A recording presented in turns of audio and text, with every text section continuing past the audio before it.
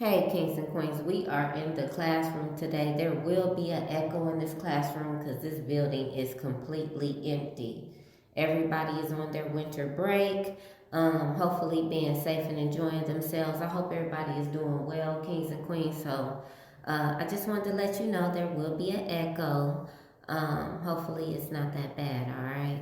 Today for the Three Crowns Convo, what we'll be speaking about is the audacity of people that think that you owe them something. All right, kings and queens.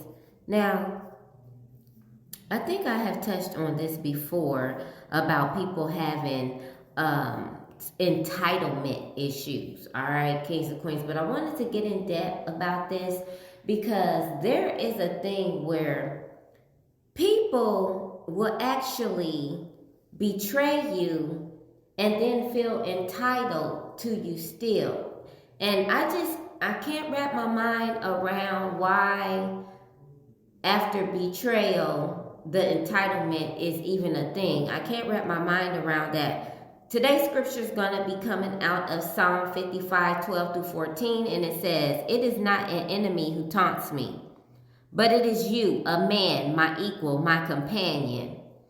Okay, kings and queens, so we know that we have people that are trying to come against us, all right? There's people that are jealous, envious, people that don't want to see us thrive, people that want to sabotage us, people that just don't like us because they don't like themselves, all right? That's what just sums it up, all right?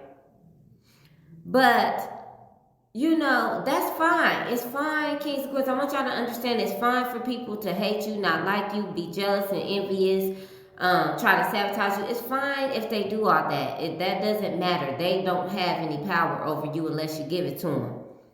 But I just don't understand why they feel like they need to be in your proximity at that point. It's like at that point, there's a different level of disrespect. They're already disrespecting you, clearly, all right? But then there's a different level of disrespect where they feel now like they just still need to be around you, and that is where my boundaries do not play. This is when I kick it up in overdrive, because the thing about it is I don't have no control over you being disrespectful in the things that you did, but I do have control over you being in my area, in my space, in my square, in my bubble. I have full control over that. And so when I tell you that I don't want you anywhere around me, I don't care about your entitlement. I don't care about what you feel. I don't care about nothing about you, quite honest with you, because that care went out the door when you disrespected me, all right? And so that's where that entitlement, it's like, okay, now, obviously, if they disrespected you, then they got some type of mental health problem, okay? Because disrespectful people, just to be disrespecting people for no reason, they got to have a mental health problem, all right? But then their mental health problem gets elevated when they feel like, yeah, I'm going to disrespect you, but I'm still going to be in your space. I still feel entitled to being in your area. I still feel like you should talk to me. I still feel like just because you forgave me, that I should still have a place in your life. Like, that's some different shit, all right? That starts to go into you need to go get a psych eval type stuff. You need to go to the doctor type stuff. Because no. My no is my no. My door is closed. My boundaries are set. I have a certain amount of standards. If you are a disrespectful person, I no longer want to deal with you. I don't want to interact with you. I don't even want to talk to you. You don't exist. All right. This is just me personally. Everybody is different, but these are the standards that I set for myself. You know what I'm saying? No, I'm not mad at anybody about them being disrespectful. They got to live in that lifestyle for the rest of their life, and we'll see how that works out for them. But I don't like when people try to feel entitled to my life after that. It's like, come on now, at some point, like, throw yourself somewhere, like, get rid of yourself, because there's no purpose of you being a human being in our same space, because you don't make sense. Nothing that you do is has any validity to it. You're just a waste of space. at the end of that. And so I want you to understand that, we need to not put so much emphasis on the betrayal part per se, because people are not solid out here. Like I said in previous conversations, like to find a real one is very rare. We don't need to look at the betrayal. We need to, always keep our eyes open and be alert for someone to actually betray us. Especially if you see red flags long before the betrayal even happens. But we need to really focus on the fact that people are disrespecting our personal space and our boundaries and the words that are coming out of our mouths, and feeling compelled to disregard those things, okay? Like we're not important. That's the part I want you to focus on.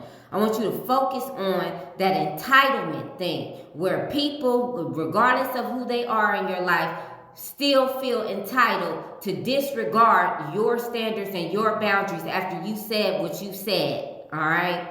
This is where this needs to change to something else. This needs to change to the point where now your conversation don't even need to be had with these people. They don't need to have your address, your phone number. They don't need to know nothing about your life. They don't need to have no access to you at all. They have totally revoked every single type of entryway in your life because they don't think you're important, because they're not keeping your boundaries intact, all right?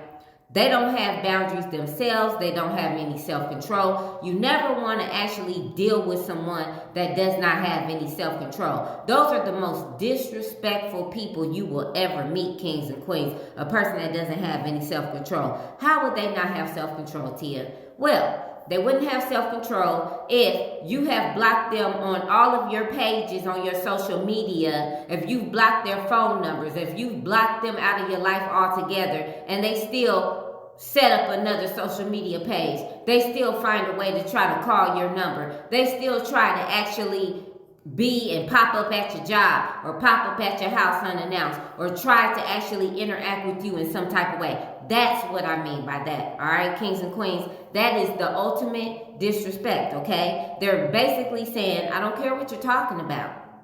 You're not important to me. And so I'm going to do what I want to do because I'm thinking about myself. And if myself says I want to actually deal with you and be in your space after you've told me that you don't want me here, then I don't care about you. All right? This is what they're saying to you, kings and queens. That's a problem. That's a big problem. And you're seeing it on a regular basis. People are trying to break up with people. People are trying to leave jobs. People are trying to kick people out their house. And they just don't want to leave. They don't want to leave them alone. They want to actually now want to harm them in some type of way. This is a serious thing. These people actually need to actually be dealt with on a whole nother level. All right? Because obviously their mental health is so bad that they actually need to be put down or some shit. You know what I'm saying? It's like when someone says they don't want to be bothered, they're done, they don't want to deal with toxicity, they don't want no drama, they just done. All right? And they walk away in a peaceful way, it should be respect. It should be respected. Period. And what we're seeing is we're not seeing the respect factor there. The respect factor is a high level thing. That's what respect is. Anything under respect is low level, all right? And so, kings and queens, I want you to, number one, look at if you're being respected in the first place. Are you respecting yourself by putting up boundaries? Because if you're not respecting yourself, then nobody's going to respect you either. But if you are respecting yourself and you still don't have no boundaries with people, then that's when you are looking at, okay, I need to associate myself with a whole nother group of people that know what respect is, that have self-control, that know what my no means, okay? That I'm important to. That's how that needs to look. You know what I'm saying? How many times do a person have to tell you that you are not important to them? All right? When you say, I'm done with this situation, and they say, no, you're not. That's disrespectful. I just want you to know that. That's very disrespectful, kings and queens. And so you need to look at who you surrounding yourself by. All right? I love you so much. I'll talk to you soon.